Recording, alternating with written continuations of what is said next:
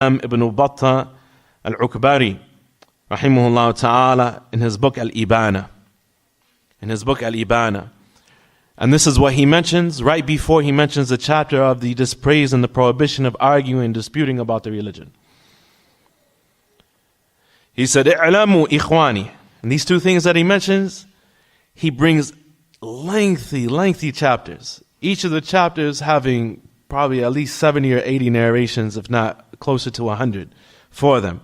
And lengthy explanation for many of the statements that are found in both of these chapters, explaining these two things that are connected to each other, that lead people to leaving Ahlus Sunnati wal Jama'ah, that chip away at the unity part of Ahlus Sunnati wal Jama'ah. Ahlus Sunnah wal Jama'ah requires unity. You can't have Ahlus Sunnah without Jama'ah, right?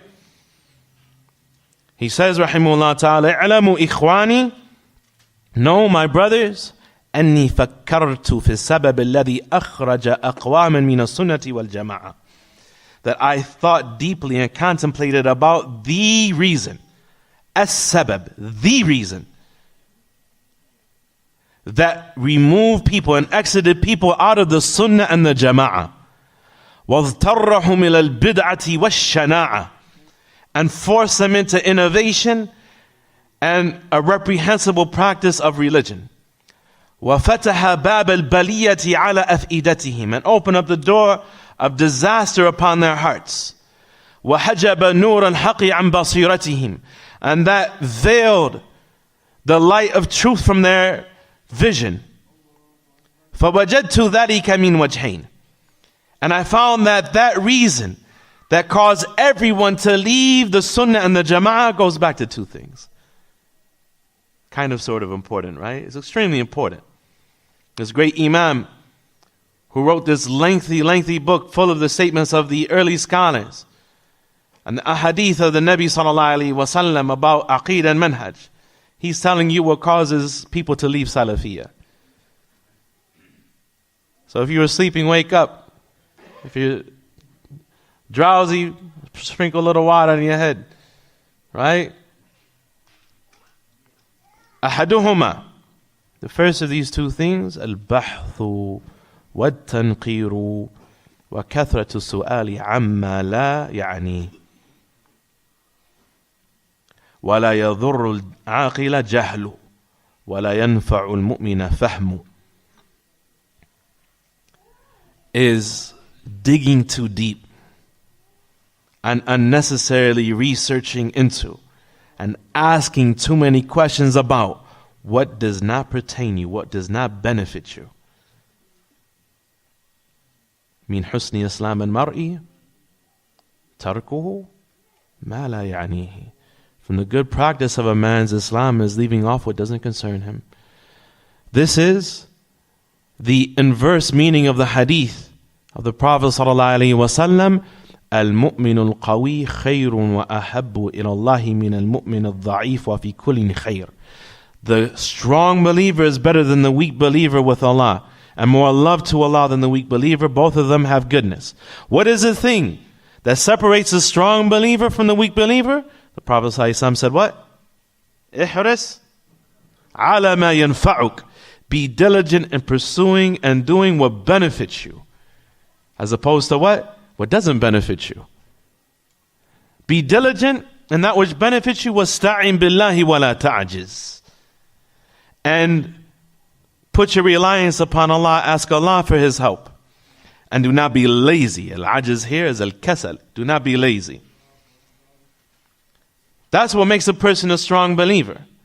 This is husnul Islam, according to how well he is practicing his religion. Ibn Rajab mentioned in Jami al-Ulum wal-Hikam, is according to how well he is practicing his religion.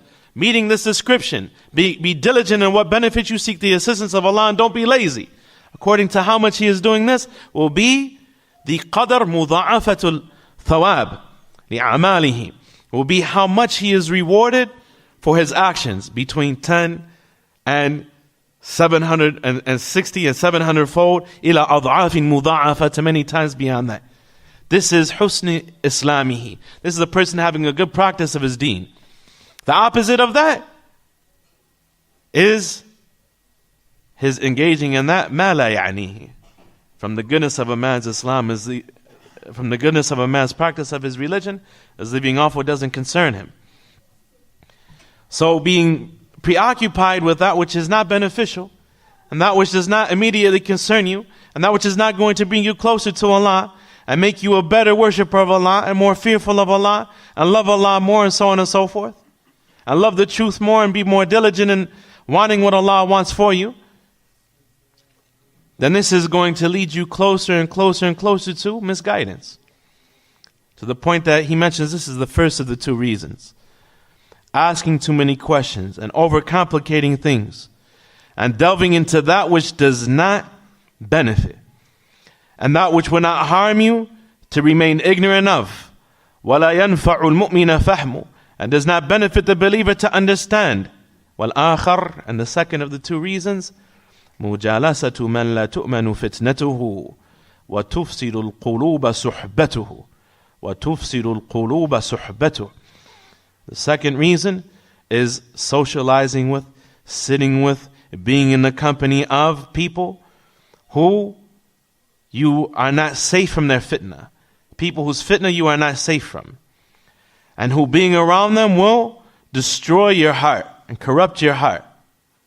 Then he mentions a chapter for each of these two things and explains them in painstaking detail and follows them with what comes as a result of these two things.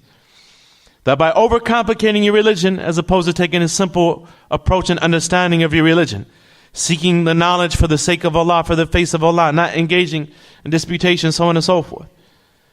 And by being in the company of people who are like that, who are upon their hawa, who love controversy, and who love fitna, and so on and so forth, you're going to find yourself in that situation of al-khusuma fi d-din, of finding yourself constantly debating and arguing about your religion, wasting your time, wasting your life, stuck on stupid, your life put on pause. As long as you're engaged in something that has nothing to do with you, la min qarib wa la min ba'id, has nothing to do with you. May Allah subhanahu wa ta'ala make us from those who يستمعون القول فيتبعون أحسنه, who hear what they hear and follow the best of what they hear. إنه سميع قريب مجيب. وصلى الله وسلم وبارك على نبينا محمد وعلى آله وصحبه وسلم. بارك الله فيكم، جزاكم الله خيرا.